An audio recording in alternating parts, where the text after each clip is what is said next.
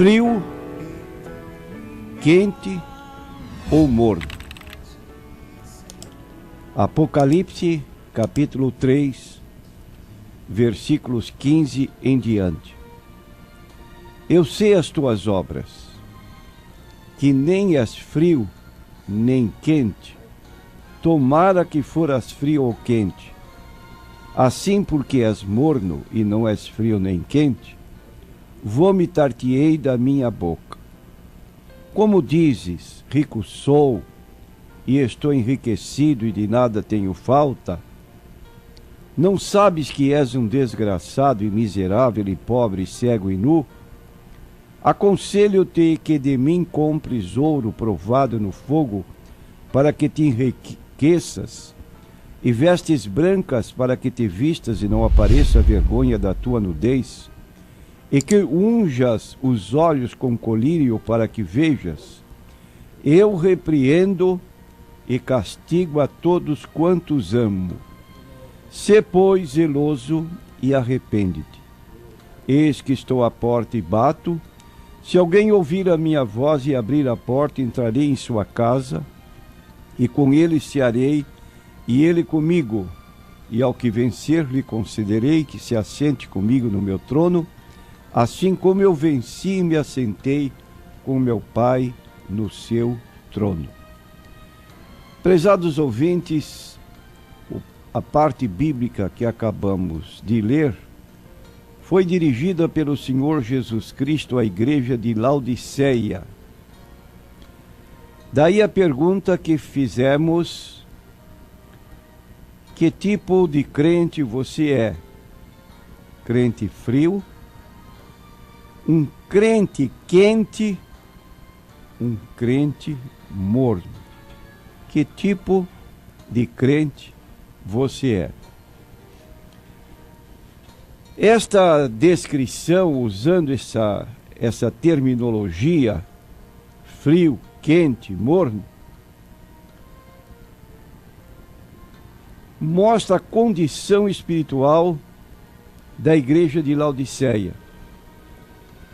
E você perguntaria: como é que eu poderia discernir, entender quando uma igreja é morna, quando uma igreja é quente, quando uma igreja é fria?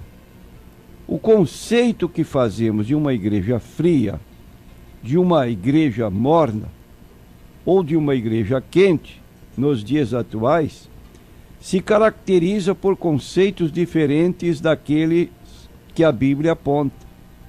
Por exemplo, hoje, você pergunta o que é uma igreja quente.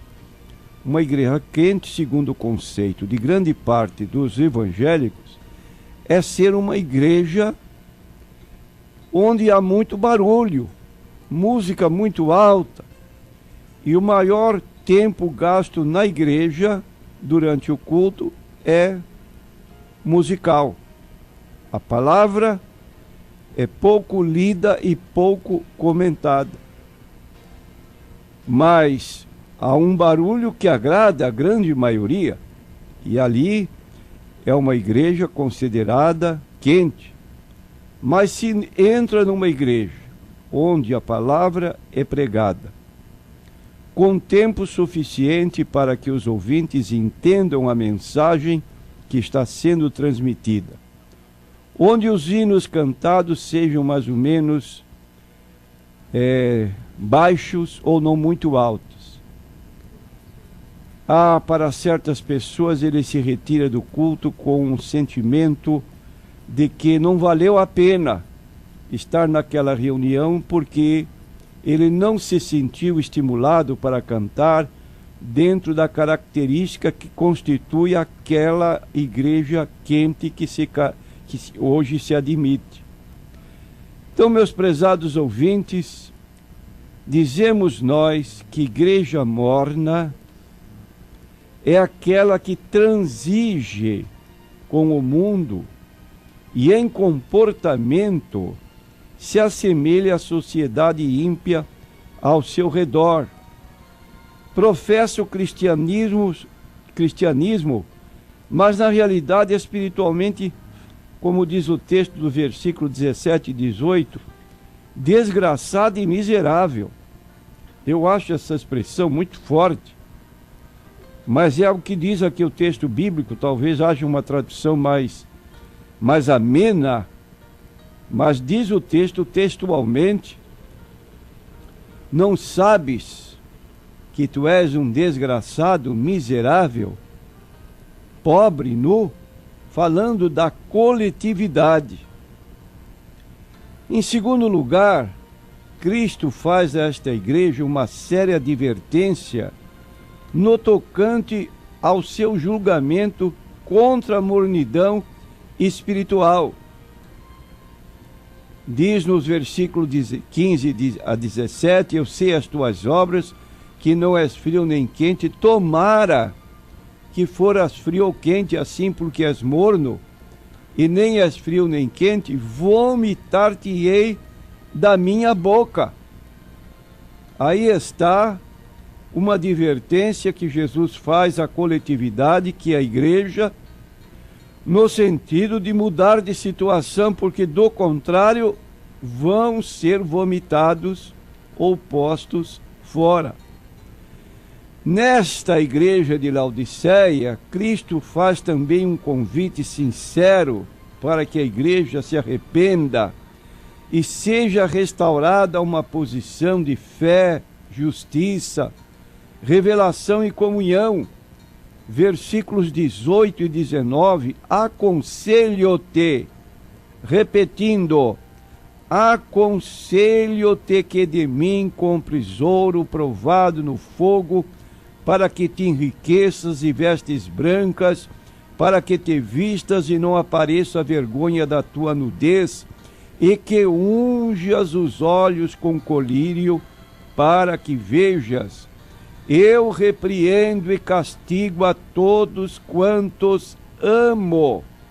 Sê, pois, zeloso e arrepende-te. E nesta igreja de Laodiceia, a característica era de igreja morna. Enquanto firmes são as promessas de Cristo às igrejas vencedoras, e Ele virá a elas com bênçãos e no poder do Espírito Santo. Estou à porta e bato. Geralmente este versículo é citado para pessoas descrentes, mas aqui o texto está aplicado para pessoas crentes. Estava falando à igreja de Laodiceia. Parece incrível que uma pessoa que recebe a Cristo como Salvador possa receber de novo esse aviso solene: eu estou à porta, porque Jesus foi retirado, posto para fora, e agora ele bate a porta de novo. Se alguém ouvir a minha voz e abrir a porta, entrarei em sua casa e com ele cearei e ele comigo. Então, se alguém ouvir a minha voz, uma igreja que se julgava autossuficiente, próspera, mas estava em conluio com o mundanismo, tinha rejeitado o Senhor Jesus, e o convite de Cristo, como estando fora da porta da igreja, é um apelo por comunhão com qualquer pessoa que se arrepender da mornidão espiritual. E como temos falado frequentemente, uma característica que indica a mornidão espiritual na vida de uma pessoa, a primeira forma de sentir é quando ela começa aos poucos a abandonar a casa de Deus. Ela não sente mais alegria de estar na casa de Deus e paulatinamente vai se afastando. Em seguida entra o cansaço por ler a Bíblia. A Bíblia é um livro que fica à parte, de longe, e não é lida com tanta frequência como antes. E por fim a oração também é abandonada. A propósito do abandono da leitura da Bíblia, nós recebemos um e-mail, uma mensagem que nos foi mandada por um irmão, e essa mensagem trazia uma comparação entre a Bíblia e o nosso telefone celular.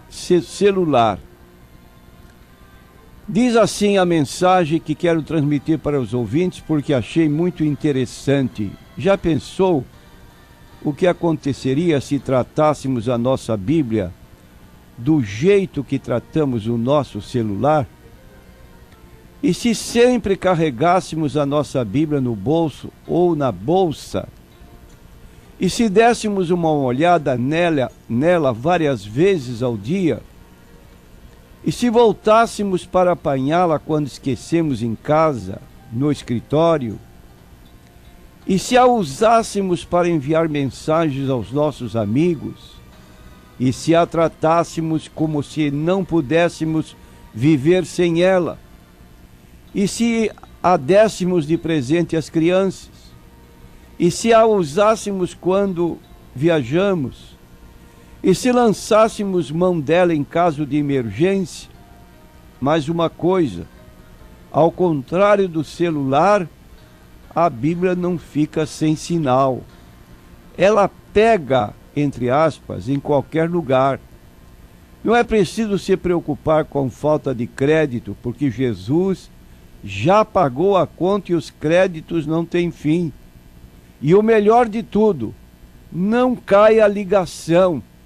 E a carga da bateria é para toda a vida. E termina com o texto de Isaías 55, versículo 6. Buscai ao Senhor enquanto se pode achar, invocai-o enquanto está perto. Prezado ouvinte, você que é cristão, repito a pergunta inicial: que tipo de cristão você é? Cristão morno, cristão frio ou cristão quente? A resposta é sua.